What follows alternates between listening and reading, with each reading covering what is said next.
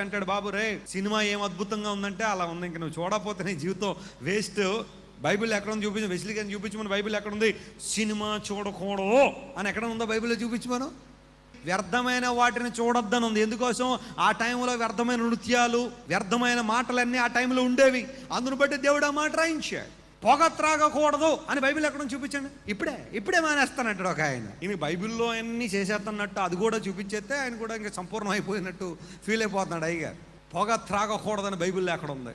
నువ్వు ఇక్కడ దాకా చదవనే పెట్టి మీద రాయించాడు దేవుడు. చెప్పండి ఏం చేయడు? నేను అనుకుంటాను ఎవడైనా సిగరెట్లు తాగేవాళ్ళు ఎవరైనా ఉంటే మీరు ఆ పెట్టిన 10 నిమిషాలు అలా చూస్తే చాలు, మీరు మానేస్తారు. అంతకన్నా పెద్ద కౌన్సిలింగ్ లెక్కర్లో మీకు.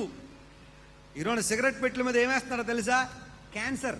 క్యాన్సర్ దృశ్యాలు. మొత్తం మెడంతా రక్తశక్తం అయిపోయి అంతా తినేసి, కొరుకుడు పుండు తినేసినప్పుడు ఆ మెడ ఇంతంత ఫోటోలు వేస్తున్నారు. దాని మీద చూసావయ్యి. బైబిల్లో కావాలా నీకు?